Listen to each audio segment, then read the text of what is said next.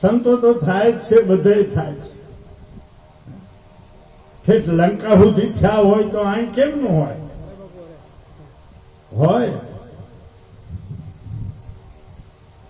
પણ કહેવાનો એ ભાવ છે, મેં જે કંઈ સંતોની કૃપાથી જે કંઈ સમજો છું એમાં આટલામાં કોઈ જ્ઞાન યોગી નથી થયો. યોગીઓ તો ઘણા થયા છે, કર્મ યોગીઓ થયા છે, અષ્ટાંગ યોગી હશે, હઠ યોગી હશે, યોગીઓ ઘણા થયા છે. પણ આધ્યાત્મિક વિષયની અંદર જ્ઞાન યોગ બધાનો રાજા છે. આ વિશે આધ્યાત્મિક વિષયમાં જ્ઞાન યોગીથી કોઈ મોટો યોગી નથી હોતો.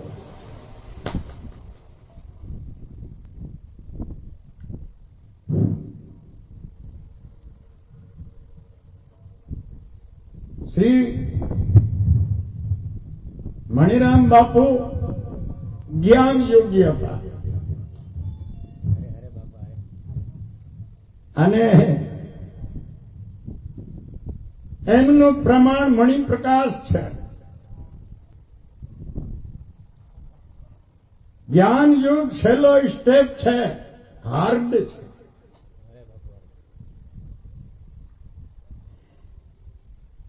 એવા મહાપુરુષની નિર્વાણ તિથિ ઉપર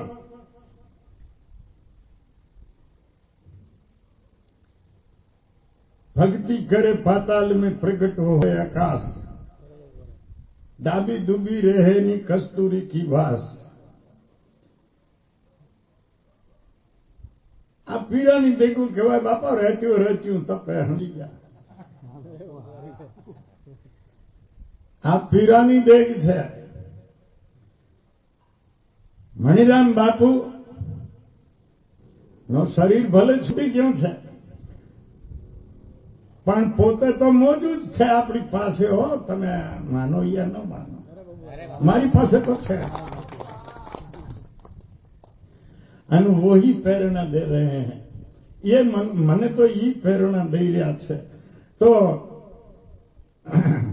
આજે બાપુના એક પદની આપણે પદ દ્વારા સમજીએ ને તો સરળતા પડશે. જ્ઞાન વસ્તુ કેવી છે તમે બરાબર સમજવાની કોશિશ કરજો. એક પદમાં બાપુ કહે છે, 7મું પદ છે મણિપ્રકાશમાં, તેમાં કહે છે કે પુરુષોત્તમને પરણવા સારું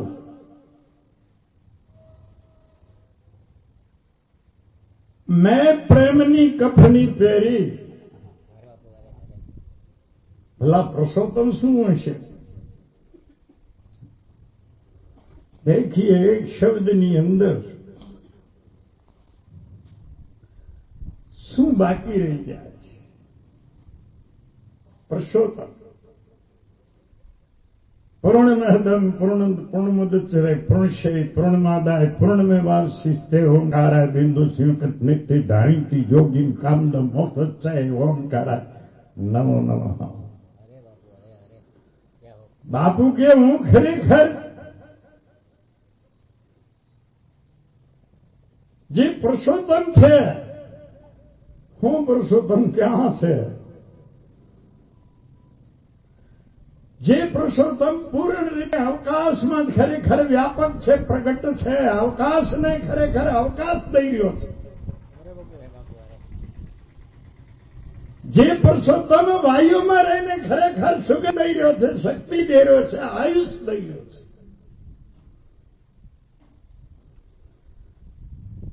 જે અગ્નિમાં રહીને ખરેખર પ્રકાશ દઈ રહ્યો છે, અગ્નિને જે ઉછળતા દઈ રહ્યો છે,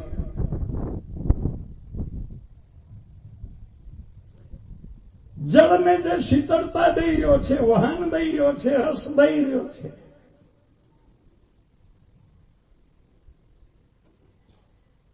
જે પૃથ્વીને આ બીજા હોદ્દાઓ બીજું ઉત્પન્ન કરવાની જે શક્તિ, જે ચેતના આપી રહ્યો છે, જેની અંદર અકાર ઉકાર મકાર ને અધમાત્રા બિંદુ ઓમકાર, જેની અંદર જળ ચેતન બધા છુપાઈ ગયો, એ પણ એના પેટમાં છે, આવો વ્યાપક છે. જેને ઋષિ મુનિઓ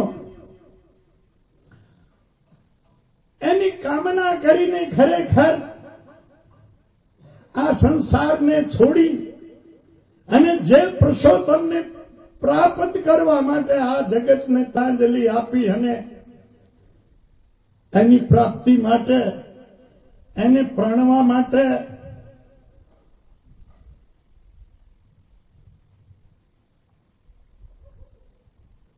એક પ્રતિવ્રતા માતા હોય, બાઈ હોય તો એને ખરેખર પતિને મળવાની જેમ એ શીલવંતી હોય છે. આવા સંતો પણ શીલવંતા હોય છે, બીજે ક્યાંય નવણોય ન વારે.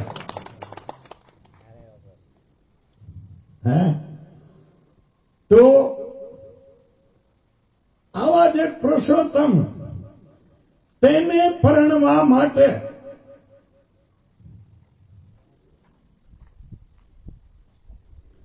અહીંયા થોડીક સામાન્ય વિચારધારા હોય તો એવું માને કે બાપુ પરણાવવાની આ વૃત્તિનું હોય છે સુરતાને. જાડી વાત કરું તો બુદ્ધિ કેને પરમાત્મા, આવા પરમાત્મા.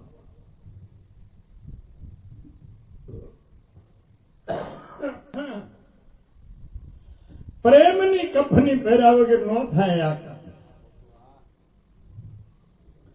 એ મારા વાલા વેહ પહેરે કાંઈ ન થાય. એ તો ભવાઈઓ ખરેખર વશિષ્ઠ બનીને આવે પણ એને દંડવત કોઈ ન કરે. એ તો એમ કે વિદુર શંખાયો એટલે વશિષ્ઠ બનીને વિદુર શંખાયો. દંડવત બાપુને એમ ન કહ્યું. પ્રેમની કફની પહેરવી જોઈએ. ક્યા હૈ પગ ઘુઘર બાંધ મીરા નાચી રે, પગ ઘુઘર બાંધ મીરા નાચી રે. लोग कहे मीरा हो गई बावरी, सास कहे कुल नासी रे मीरा, सास કહે કુલ નાસી રે, પગ ઘુઘર બાંધ મીરા નાચી રે. પ્રેમની કફની તો મીરાએ પહેરી હતી. કા બાપુ જેવા મહાપુરુષો પહેરે.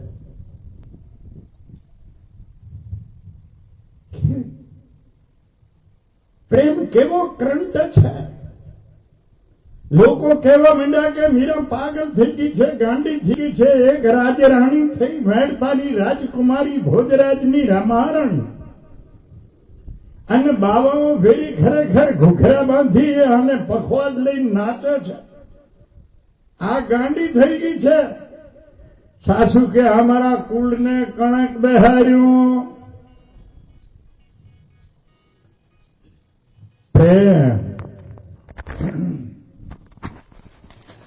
પ્રેમ હતો ગોપીઓને.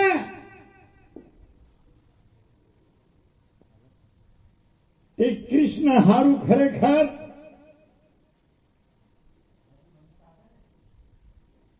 પ્રેમ શું કરી નાખે. પ્રેમમાં કેવી શક્તિ હોય છે. કૃષ્ણ ગોકુળમાંથી મથુરા ગયા પછી હું તો રાજકાજ ભાઈ, પણ રાજ એવા ભલે કદી વિષ્ણુ મળી જાય તો કઈ પ્રેમની આગળ તો શું એનું કામ છે રાજગાદીનું. 4 વાગે અને કૃષ્ણના વ્રજના ભક્તો યાદ આવે એટલે મથુરાની મેળીઓની અગાશીઓ ઉપર ચડી અને ચોધાર આંસુએ કૃષ્ણ રડે છે.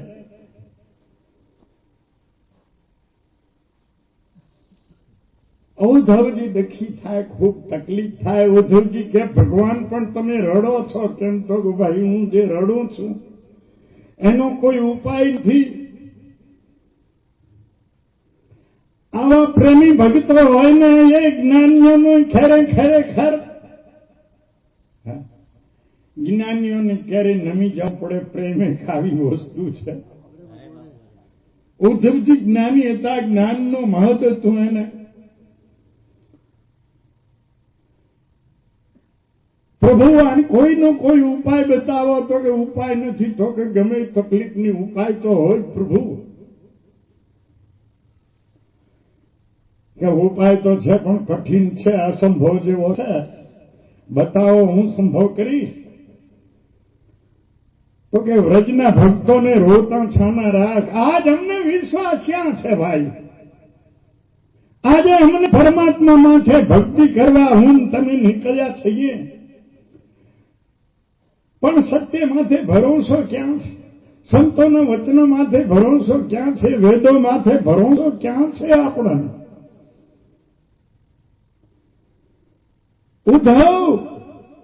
ઉદ્ધવ જો મને યાદ કરીને વ્રજના ભક્તો જો ખરેખર રડે નહીં, મને યાદ ન કરે, આંસુ ન સારે, તો હું નહીં રડું. આ વ્રજના ભક્તો છે, મને સંભાળીને રડ્યા કરે છે. પોતાના ઘરના કામ ભૂલી ગયા છે, શરીરની મર્યાદાઓ ભૂલી ગયા છે. ઉદ્ધવ આનો કોઈ ઉપાય નથી. જો ખરેખર એ લોકો છાના રહે મને યાદ ન કરે તો મને કાંઈ છે નહીં. જ્ઞાન કોઈને થયું હોય તો એ અભિમાન ન કરતા. જો કે જ્ઞાન તો અભિમાનને બાળવાનું સાધન છે, પણ આ તો એક ચેતવણી છે. જ્ઞાન એટલે શું? જ્ઞાન ત્યારે કહેવાય છે કે બધા અભિમાનોનું ભસ્મ કરી નાખે, ઓને જ્ઞાન કહે છે. અપૂર્ણતાને ખરેખર અપૂર્ણતા ના આવે, અપૂર્ણતાનો ઉપયોગ કોઈ ન કરી લે, એના માટે કીધું છે જ્ઞાનનો. કારણ કે જ્ઞાન તો સ્વયં બધી નિર્મળતા છે, શીતળતા છે. અહીંયા ક્યાં અહંકાર જઈ શકે? અહીંયા તો અહંકારે ભરી જાય છે. પણ મારા જેઓને આ ચેતવણી છે કે જ્ઞાનનો અહંકાર ન કરવો. અહીં તો ખરેખર ભાગવતે તો અહીંયા સુધી સાબિત કર્યું છે કે પ્રેમના કોઈ ગુરુ બનવા જાય ને તો એનું શિષ્ય બનીને આવવું પડે.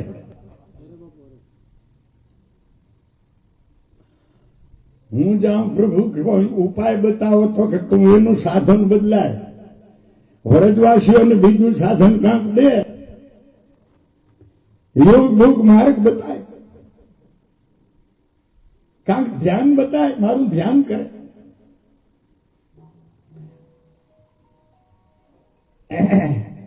જો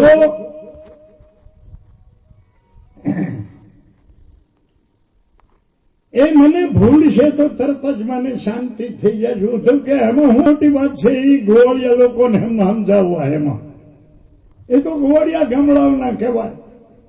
હા, એ તો ગાયો ચારવા વાળા, ગામડિયામાં રહેવા વાળા અભણ લોકો.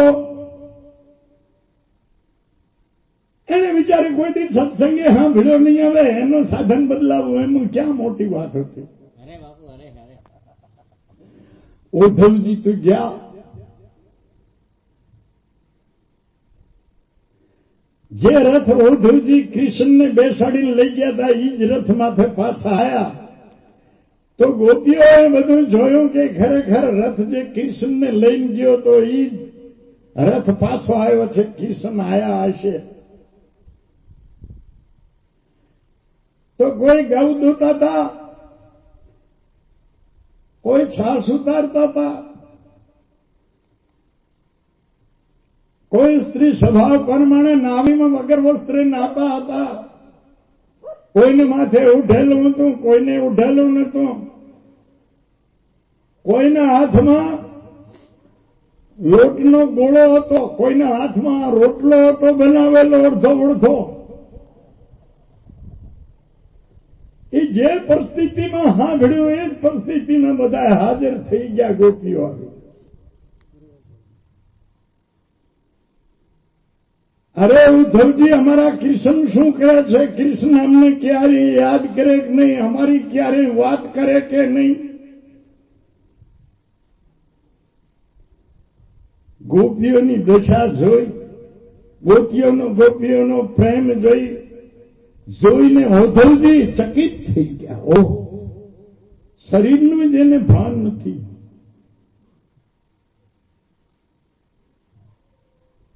ઉદ્ધવજી, શું સંદેશો લાયા છો તમે? જલ્દી કહો.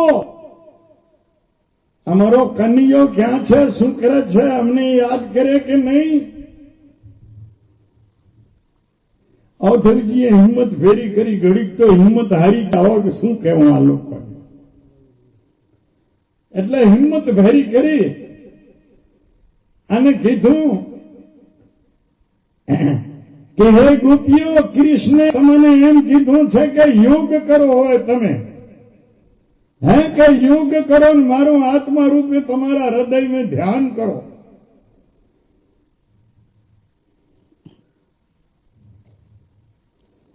ગોપીઓએ કીધું કે અમારે આત્માના દર્શને નથી જોતા, મોક્ષે નથી જોતું. તું કૃષ્ણની વાત કરી. અમારે ભલે આવા જન્મ કાઢવા પડે કૃષ્ણના પ્રેમમાં, પણ અમારે તારું જ્ઞાન નથી જોતું ને આત્માના દર્શને નથી અમારે કરવાનું, યોગ્ય નથી કરવો. અમે તો તું કૃષ્ણની, અમારે કૃષ્ણ જોઈએ છીએ. ઉદ્ધવજી અવાજ કેવા શું જવાબ આયા તો હતા? ટૂંકમાં આપણો વિષય રહી જાય. આયા તો હતા ગુરુ થવા, પણ શિષ્ય બનવું પડ્યું. ભાવ ભક્તિ ઉદ્ધવ જેવી ગોપીઓની ભૂલ ગયા શુદ્ધ સારી. હવે કહેવાનું રહ્યું કાંઈ નહીં, કાંઈ. શ્રી હંસ સ્વામી બોલ, હે ગોપીઓ, તમારી ભૂલી હારી છે, હવે મારે અહીંયા કાંઈ કહેવું નથી. આયા તો પૂજાવા હતા, પણ પૂજા કરવા માંડી ગયા, પગે લાગવા માંડી ગયા. પ્રિય શ્રોતાજીનો, આમ તો શ્રેષ્ઠમાં શ્રેષ્ઠ સાધન પ્રેમ છે. એમાં ભણવાની, શાસ્ત્ર સાંભળવાની શેની જરૂર નથી, પ્રેમ કરવાની જરૂર છે. પણ આગળ જઈને હું તો પ્રેમ કેવો હોવો જોઈએ કે પરમાત્માથી પ્રેમ એવો બાંધે કે ખરેખર મચ્છી ક્યારે સપનામાં પાણી બારી નીકળવાની કોશિશ કરે ખરી? ક્યારે વિચાર કરે કે મારે પાણી બારો નીકળવો છે? પતંગીઓ હોમાઈ જાય, પાંખું બળી જાય, બેસું થઈ નીચે પડી અને એ અગ્નિમાં દાઝીને એનું પ્રાણ કષ્ટ વેઠીને ખરેખર છોડે. પણ જ્યાં સુધી એનામાં શક્તિ હોય છે, ભાન હોય છે, ત્યાં સુધી દીપકથી પ્રેમ છોડતો નથી. મરક જીવડો જીવતો પકડાઈ જાય, તારાથી એને હાથવાથ મારી નાખે, પણ એ વીણાના સૂરમાંથી એનું ધ્યાન ખેંચતો નથી. સેવારીઓ પાણી ભેરું હુકાઈ જાય છે, પાણીમાં ઘાસ થાય છે સેવાર નામનું. એ પછી એક બે લીલું નરે, જયારે પાણી સુકાઈ જાય તો એના ભેરું સુકાઈ જાય. આ છે પ્રેમ. આપણે તો ક્યારે સત્સંગમાં જતા હશો ત્યારે થોડીક ઊર્જા ભેળી થતી છે. કોઈ વાર મંદિરે જતા હશે, માણના બનાવેલા ભગવાન કને, એ માણસનો બનાવેલો ભગવાન છે. ઘણા નહીં સમજાતું, ઘણું શાસ્ત્ર અનુકૂળ, ઉપનિષદ અનુકૂળ, સંત મત અનુકૂળ બોલી રહ્યો છું.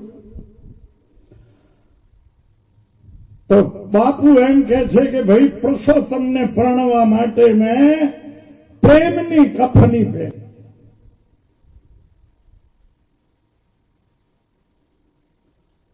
કૃષ્ણના ચરણ સેવ્યા, એટલા માટે કૃષ્ણના ચરણ સેવા જે 14 લોકની સત્તાને જે શક્તિને જે આકર્ષીને મુઠ્ઠીમાં રાખીને બેઠો છે એ કૃષ્ણ. એ કૃષ્ણના ચરણની સેવા છે. અને વાલાને મેં ક્યાં વિસારી.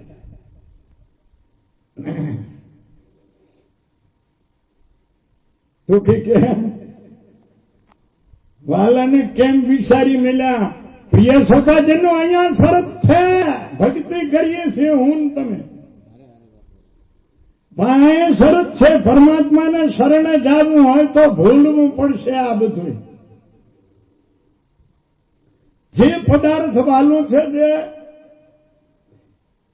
એ વાલામાં વાલું હશે એને છોડવું પડશે. જો પરમાત્માની પ્રાપ્તિ જોતી હોય ને આ જન્મમાં છૂટું થવું હોય તો, અને આ લખેલાની વાટ જોવી હોય તો તમારી મરજી. પણ આ લખેલા તો પૂછજો પોતાને કે આપણે કઈ કરીએ એવું કરીએ, બીજી વખત આવીએ, બીજી વખત ભગવાનની ભક્તિ કરીએ, એવું કઈ કરીએ છીએ, પોતાને પૂછવા જેવી વાત છે. બીજાને પૂછવા જવું નથી. વાલાને મૂક્યા વિસારી. વાલાને શું કામ વિચારી મૂકે? બાપુએ કીધું તો આપણને શું આમ પ્રસન્ન તો થાય ને કે બાપુએ વાલા કેમ મૂકી દીધા?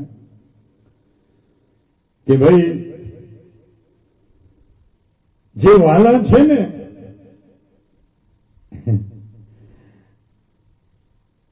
એ વાલા છેતરવાની વાતો કરે છે બધી.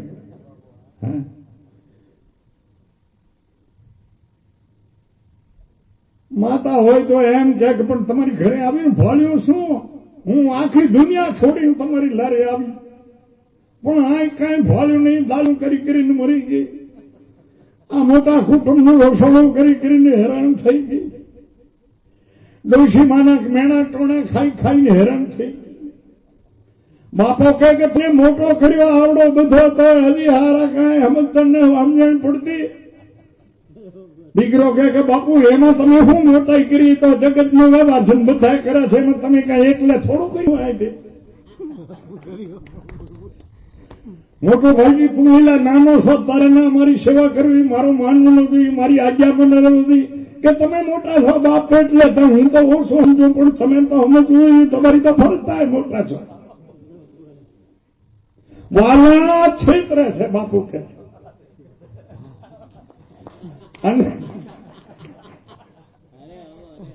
અને આ વાલા ક્ષેત્ર છે ને મહાભરાગ જો પત્નીએ જો મીઠા બોલી અને જો ખરેખર તો એમાં છેતરાઈ જાય. પતિએ કાંક એવો મલાવડા કરે એવો હોય ને તો અહીંયા છેતરાઈ જાય. એ તો લાંબુ ગયા જેવું નથી. બધા સમજો ને તમે, તો બધું સમજો બધા. એટલે આમ આ વાલા છે છેતરા છે.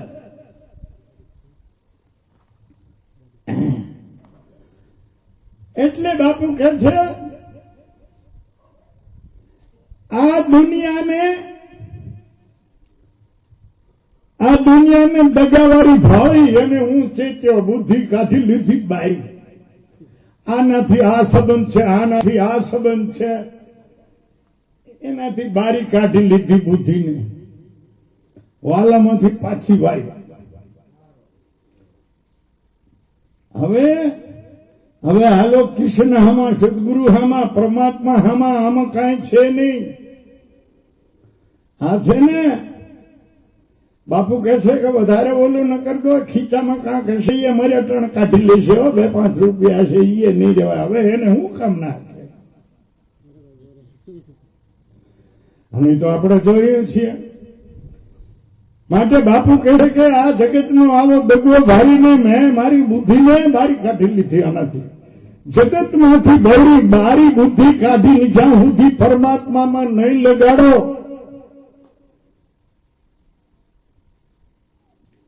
અને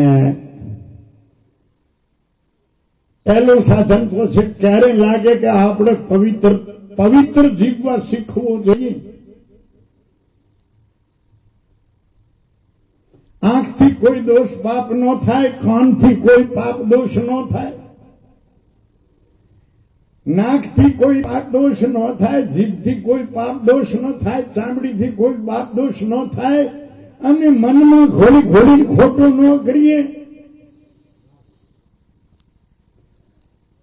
આવા સાવધાન બનો તો બુદ્ધિ પરમાત્મા સામે ચાલશે. જ્યાં સુધી પવિત્રતા નહીં આવે ત્યાં સુધી બુદ્ધિ જગતમાં જ રહેવાની છે. બીજું પછી પહેલા 5 ઇન્દ્રિય પવિત્ર બનવા શીખવું જોઈએ. જો કઈ આ માનવ જન્મને સફળ કરવો હોય તો બીજો ઉપાય નથી. વધુમાં પહેરી લે તો ભલે ને 3 તાગડા નાખી દો અહીંયા તો ભલે. જ્યાં સુધી અને એ પણ ખરેખર ખાતરી બંધ કહું છું કે જો પવિત્રતાને જો તમે જાળવશો ત્યાં તમારું ધ્યાન જશે તો રહેતે રહેતે બધા દરવાજા ખોલી જશે. પવિત્રતા જ પરમાત્મા સુધી પહોંચાડે છે. તમે પવિત્ર જીવી શકો તો પરમાત્માને પછી કાંઈ વાંધો નથી. તમે જગતમાં વ્યવહાર કરો તો ભગવાનને કાંઈ વાંધો નથી. પવિત્ર રહીને કરો. વ્યવહાર ભલે બધો કરો પણ પવિત્ર રહીને કરો. તો બાપુ કહે છે કે આ બધું આવું ભારી જગતને અને સંસાર છોડીને બન્યા વૈરાગ્ય. આ દુનિયા ખોટી લાગી, અમને હકઈ ખોટા લાગ્યું, આ બધું ખોટું લાગ્યું એટલે એ છોડી દીધું. અમારા જેવા ઘર છોડીને ભાગ્યા છે. કોઈ રાજીપે, કોઈ કરાજીપે, કોઈ રજા લઈ કે કોઈ એમને એમે કાંઈ કુટુંબનો દોષ કાઢી, કાંઈ પત્નીનો દોષ કાઢી, કાંઈ છોકરોનો દોષ કાઢી. બાપુનું જીવ તો જગ જાહેર છે. વૈરાગ કોને કહેવાય? એ ઘર જોવાનીમાં અને સાસરાના ગામની નજીક રહીને આ સાંભળેલી વાત છે. હું તો બાપુના દર્શન કર્યા નથી મેં. ઈ જવાની અને અંબામાં પણ એમ કે છે, સાંભળેલી વાત છે કે શરીરના બહુ દોડધમાકને સુંદર શરીર હતું. એ જવાનીમાં એ સાસરના ગામની નજીક રહી અને જ્ઞાન યોગની શરૂઆત કરી. ઉપનિષદોનો અભ્યાસ કર્યો. ઉપનિષદો શું કહેવા માંગે છે, ઈશ્વર વાણી શું કહેવા માંગે છે.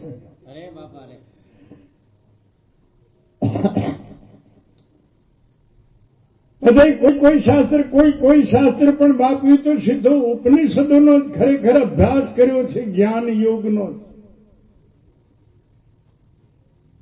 આ વૈરાગી કેવો કહેવાય? અંબામાની કાંઈ આશા નું તમે આ કરો, ભૂંડું લાગે. મારા માવતરાનું ગામ છે અને મારા માવતરાના ગામમાં મારે માંગવા જાવું. મારી બેનપણીઓ કે મારું કુટુંબ છે તો મારા માથે હસે મશકરી કરે. આપણે અહીં ન રેવાય, આમ ન કરાય. હા, પતિ પત્નીમાં તો સાંભળતું બે બરાબર ના હો. એ તો કરી ગયા, દુનિયાએ જોયા અને આપણને સંદેશો દઈ ગયા છે કે પતિ પત્નીઓ તો કેવા હોવા જોઈએ. હા, અમારી બહેનો દીકરીઓ છે તો ઠબકા દીકરીઓ છે ને. હે, અંબામાએ શું કર્યું હશે? પાડું પર જોવાયનામાં પેણી એની ખરેખર વાન પ્રથા આશ્રમ સાધનામાં જંગલમાં લઈને સાધના કરવી અને એ જીવ